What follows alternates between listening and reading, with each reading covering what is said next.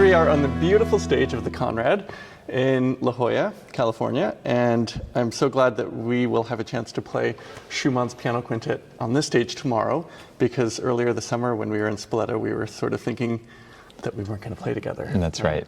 We weren't going to have a chance, and so it's been a real treat.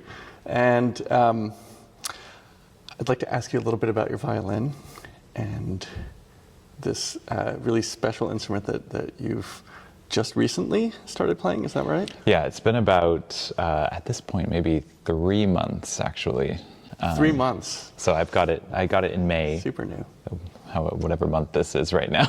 Well, I think like we saw each other at Spoleto in Charleston. Yeah.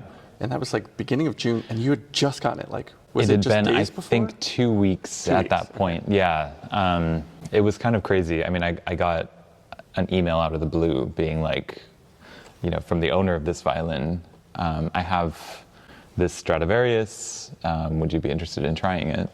And he lives in Boston, so I went up to Boston, I tried it.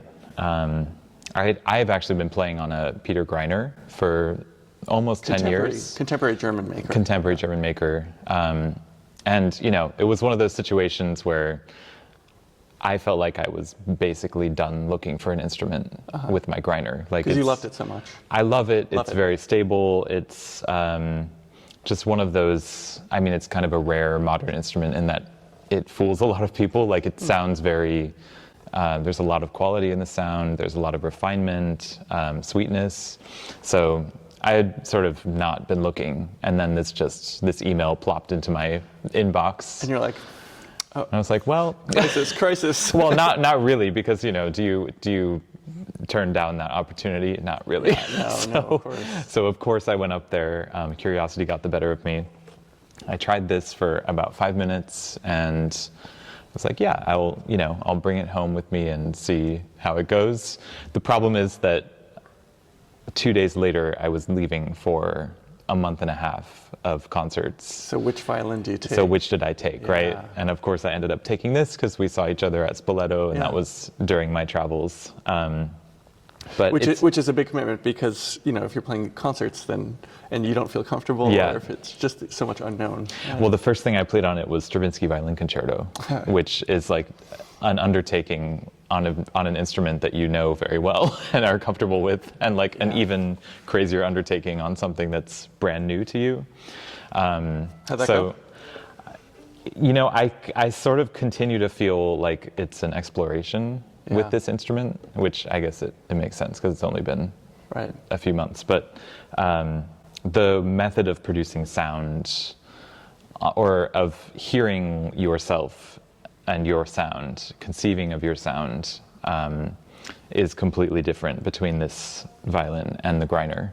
Whereas I feel like the Greiner sort of gives you, under the ear, it sounds like you hear it in the hall. Like, it's very kind of honest, and the sound is, it's complex and you can do things with it, but anything that you do on a micro level under the ear can be transmitted. And I know that with confidence that, you know, I can sort of sculpt the sound in that instrument. Whereas when I started playing on this, it was pretty different right off the bat. There wasn't as much sound under the ear, and it really has taken time and confidence to understand that things are actually going out into the hall. Right. Yeah, and so it's just a very different kind of perception issue. So when you were playing the concerto, did you feel uncomfortable at all, or surprised? What was happening? Definitely. I think that's another thing about, you know, playing concertos, is that you obviously have to kind of have a big sound and understand your sound and how it's projecting over an orchestra.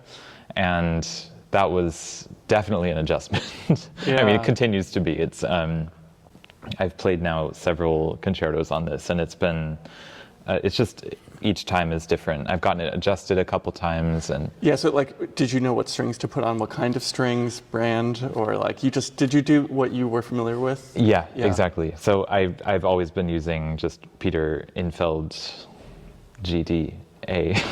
So what are the strings names? And then whatever this is, a wonder tone. Oh, is E? it like a squeakless E or something like that? Something like that, yeah. So this is like the Don Weilerstein special. When I started studying with Don Weilerstein in Boston at NEC, he was like, just buy these strings and forget about it. And so that's sort of like, sure. Great. I've been using this since I was a freshman in college. So. And do you know, was this violin played before, like, you know, sometime in the last decade or very recently, or? Yeah, so the story of this instrument is actually pretty crazy. It's 2 strads, so it's a composite. 1 strad for the top. Same Antonio. Antonio, yeah, so it's not like, you know, a lineage or son situation, as some of them are, like some of the later strads. Like Omobono. Exactly, yeah. But this one is, they're both circa like 1710 to 1720, both halves. So what are the halves? The top? The top and the back and sides are one instrument. I mean, so the top is one instrument and the back and sides are one instrument. And does the scroll belong to the back? The scroll is Guarneri's scroll. Guarneri? Oh my God. So yeah, it's a complete Frankenstein. That's incredible, because usually also if it's a Guarneri scroll, like somebody with a Guarneri missing a scroll would be like, do you mind if I just cut that off? Maybe they've got a Strad scroll, you never know. Right. Oh, right. Yeah. Nice to set up a change. So that's actually really fascinating. So what happened, do you know what happened to the other halves of those 2? Is there another Frankenstein? I don't know. I tried to get that info, and so this was put together 10 years ago by Chris Runing. So it's a brand new instrument. It's I mean, in the grand scheme of things. So 10 years ago, he had a top. Like, tell me how there's a market for like a Strad bottom. Wow. That's incredible. Yeah, so and also that they fit. I mean, you can see there's like a couple spots where maybe the wood is not super aligned, but they're pretty much exact pattern. I mean, it looks gorgeous. Yeah, it looks, it would fool me. Wow.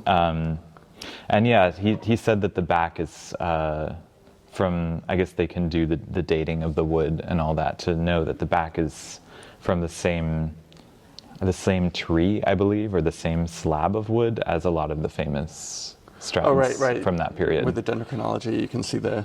Yeah, and I think the back of this is particularly stunning. It's just so, especially in this light, it's really like lustrous and red. So, do you love it? I like it. I mean, you're still early in the relationship. I know, right? Like it's like you don't want to blow it too soon. I don't know. We're still dating. You're talking about your feelings. Yeah, I mean, the funny thing is that this instrument, so it has been played in its 10-year history. Yeah. In Moyang, he was playing it for the past, I think, 5 years, and. Before that, the owner told me that Cavacos played on this for a little bit while his violin was in the shop. Okay. But I mean, I know, for instance, he played Berg Concerto with New York Phil on this instrument. So that gave me a vote of confidence. It's a very, very different instrument. I think there's a lot of things that I am enjoying. I mean, the reason I'm still playing it is because I'm just discovering a lot about myself playing this instrument. Right. It's giving me a completely different color palette than my own. Yeah. And do you have a time frame on it, or is it just kind of open-ended? It's open-ended, which is very generous. Yeah. Yeah. Yeah. Fantastic. Do you mind playing a few notes? Of course.